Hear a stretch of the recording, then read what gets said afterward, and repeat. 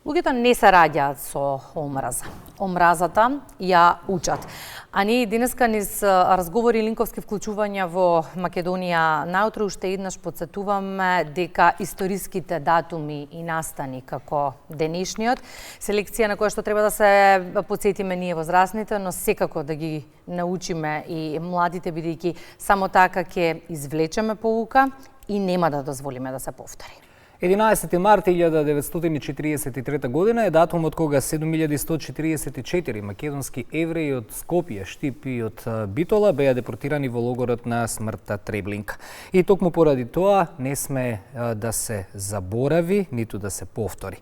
На оваа тема денеска разговараме со Горан Садикарио, извршен директор на Фондот на Холокаустот на евреите од Македонија. Добро утро и добро не дојдовте. Добро утро. Господине Садикарио, живи сведоци од ова уништување, за жал нема, но има сведоштва кои што говорат за судбината на евреите во Треблинка, вклучувајќи ги македонските евреи. За жал, во Македонија денеска е само еден жив преживеан од Втората светска војна, од Холокаустот, додека сите останати или кои што се уште живи живеат надвор од Македонија, а другите, за жал, почина. Сите оние кои што беа депортирани во Треблинка беа на денот на нивното пристигнување во центарот за убивање убиени. Македонските евреи кои што беа депортирани немаа можност да се спасат. Треблинка е еден од најозлогласените центри за убивање. Во само 13 месеци се убиени повеќе од 900.000 евреи. За жал, во тие 900.000 се и 98% од македонската еврејска популација од тоа време. И Македонија изгуби многу. Изгуби многу, бидејќи со векови евреите биле неразделен дел од етничкиот, верски, јазичен и културен мозаик на оваа земја. Како почитувани еснафи, лекари, уметници, духовници придонеле за развој на општествениот, економскиот и културниот живот. 98% од вкупната македонска, на 98% од вкупната македонска еврејска заедница животот и заврши во Треблинка. Тоа е сериозен процент. Да, тоа е највисок процент во историјата на Холокаустот. Значи, конечното решение на еврејското прашање во Македонија е реализирано скоро 100%. Значи, тогашниот бугарски окупаторски фашистички окупатор ги депортираше, прво ги прогонуваше согласно законот за заштита на нацијата, а потоа и ги депортираше во смрт. Меѓутоа, не е поентата колку многу се бројката. Поентата е што се изгуби, што Македонија изгуби како општество. Треба да научиме дека животот на евреите ниту почнува, ниту завршува со Холокаустот. Најстарата синагога во државата Израел од првиот век се наоѓа во античкиот град Стоби. Тоа е податок кој што многу малце луѓе го знаат.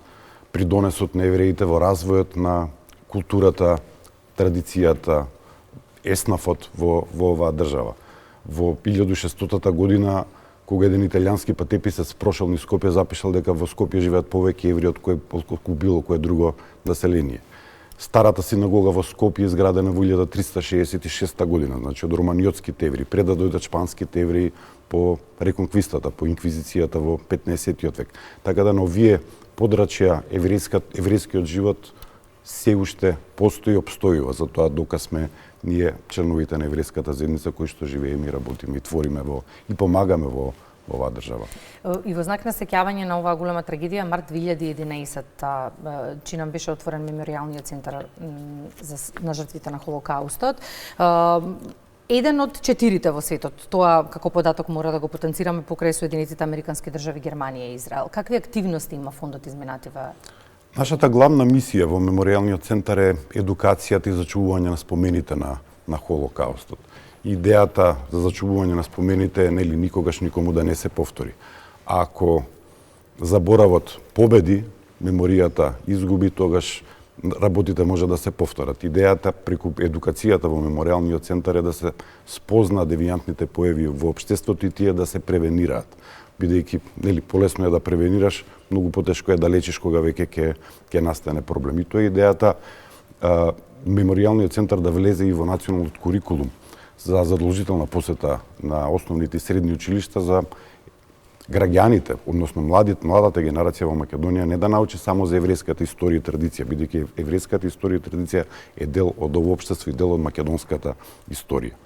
Ние не можеме да се одделиме дека еврејската историја е само наша. Еврејската историја на целото општество, на целата држава. Одбележувањето почна во Битола, продолжи во Штип, како и каде ќе има комеморативно одбележување? Денеска главните настани се случуваат во Скопје, во 10 часот започнува комеморативниот настан во Скопскиот монопол, местото кое што во март 1943 година беше концентрационен логор за македонските евреи, од каде што на 22, 25 и 29 март се депортирани во Треблинка. Ке се полага венци цвеќе пред споменикот на жртвите на Холокаустот, имаме најава на обраќање на председателот на еврејската заедница, председателот на владата и амбасадорот на државата Израел, господја Симона Франкел. Потоа се оди на еврејските гробишта во Бутел, од каде ќе се оди во меморијалниот центар и во 1 часот имаме промоција на многу интересна книга од бугарскиот автор Леа Коен, тоа е еврејка од Бугарија, чие што семејство живеело и во Софија и во Скопје. Семејството кое што живеело во Скопје депортирано и убиено во Треблинка. Има напишано книга за спасувањето и Холокаустот во царството Бугарија од 1941 до 1944 година. За вечер во 20 часот во меморијалниот центар да има комеморативна свеченост на која што ќе пее еврејскиот хор Моис Хасон. Господине Седикарија, разговорот го започнавме со реченицата дека со омраза човек не се раѓа и дека омразата се учи. Токму заради тоа ние денеска треба како возрастни луѓе уште еднаш да се потсетиме, но и да ги научиме младите што се случувало низ историјата за ваков геноцид врз човештвото да не се повтори. Каков е впечатокот? Дали 82 години подоцна научивме нешто? Ние се уште живееме во глобално несигурни времиња. За жал, кога национализмот ќе продре и ќе ги зафати сите општествени сфери, тогаш се појавуваат разни девијантни појави во општеството. Поентата е да научиме да живееме едни со други, да научиме нешто повеќе едни за други, за да може да се разбереме, за да може да се почитуваме.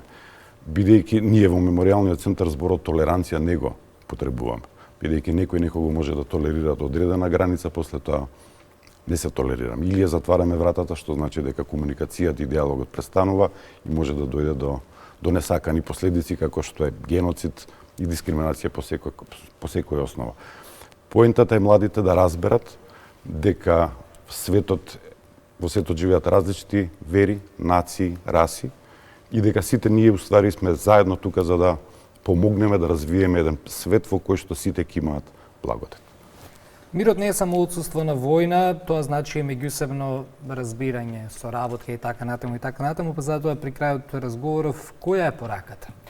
Која што треба да ја упатиме до сите нас? Мир во светот, да се почитуваме, да се разбираме и да соработуваме, бидејќи само така ово општество ќе оди понатаму. Морам да ве прашам сосема на крај на разговорот, колку вам лично ви е емотивно и тешко да говорите гласно на овие денови, имајќи предвид дека имате предци кои ја доживеале оваа трагична судбина? Холокаустот во моето семејство е присутен од кога се спознавам самиот себе си. Мојот дедо беше преживеан од Холокаустот и еден од ретките кој што преживеа логор. Значи има преживеан и Банјица и Матхаузен.